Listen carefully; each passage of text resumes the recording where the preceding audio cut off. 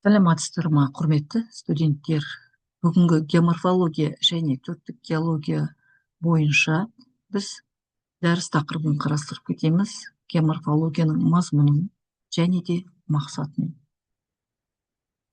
Дәрістің жоспарына келсек, бүгінгі біздің қаралып кететін сұрақтарымыз бедер талдауы және ғалымдардың еңбектері.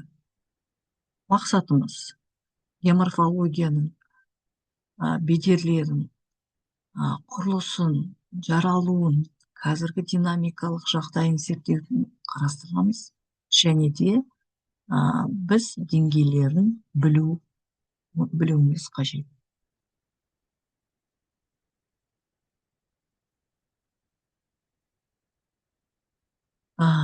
Геоморфология ол грекше жер деген мағынада қаралынады.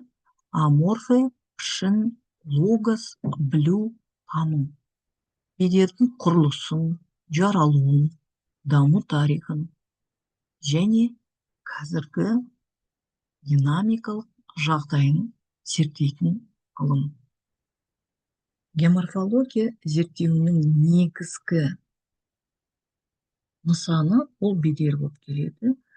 Француз тілінде рельеф, дөңестілік, құрлық беті және мұхит түбі пішіндерінің жиынтығы.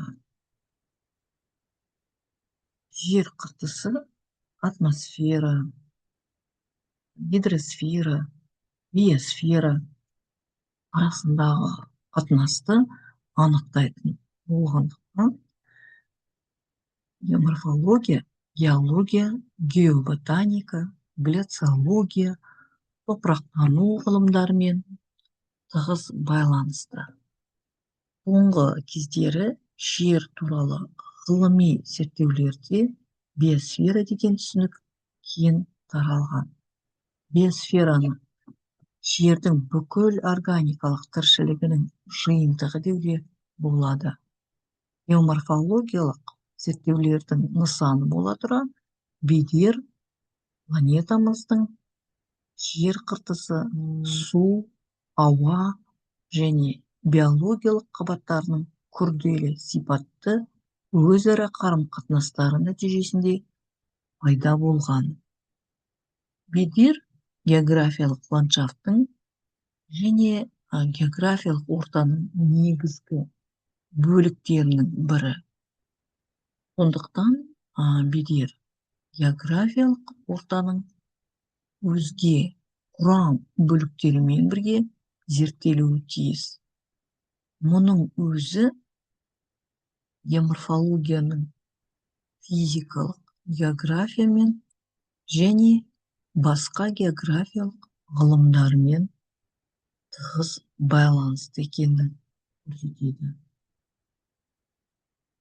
Геоморфология пәні ол жалпы болып қарастырылады және аймақтық болып қарастырылады.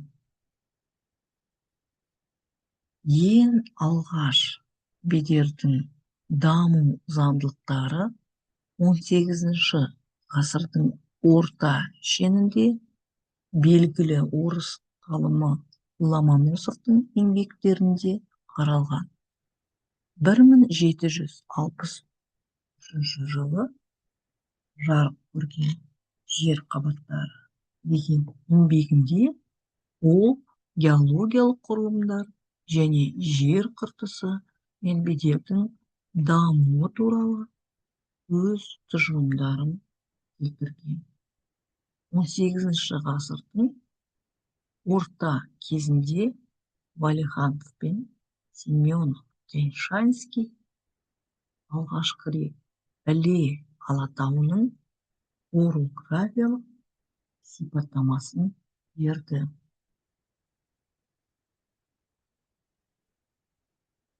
Прикладная геоморфология бедерді өндіріс шаруашылық қажетіне пайдалану жолдарын зерттеумен шұғылданады.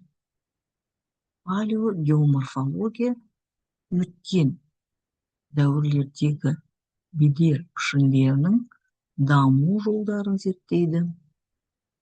Құрылымдық геоморфология, структурная геоморфология бедер түрінің морфоқұрылымын, морфоструктурасын анықтайды. Экологиялық және климат геоморфология көбінесе сыртқы күштердің әсерінен пайда болған бедер түрлерін, яғни морфо мүсінін, морфоскультурасын зерттеумен шұғылданады.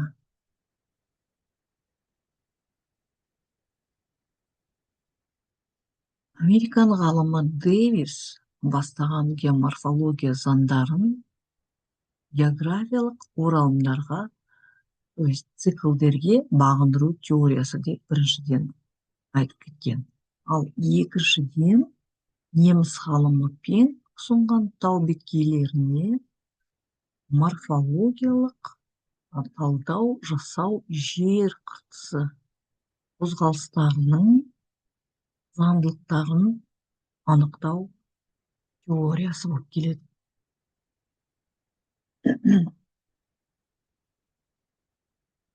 Мына бірінші суретте географиялық оралымның үш кезеңі Дэвис бойынша көрсетіледі.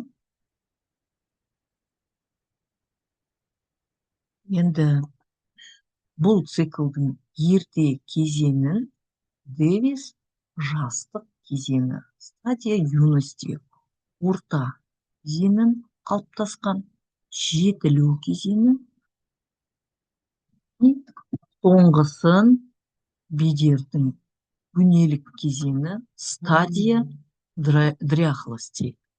Соңғы кезінде автор пенеплен дейді, французша алғанда жазыққа ұқсас деп атаған. Осы бірінші суретте қарастырып кетсек.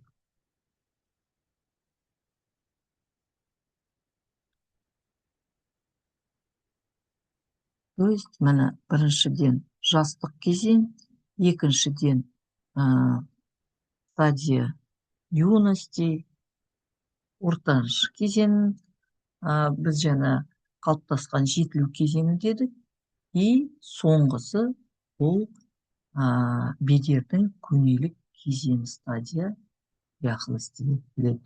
Енді келесі екінші дәрісімізде біз жалғастырып кетеміз, ары қарай қарастырып тақырыпты.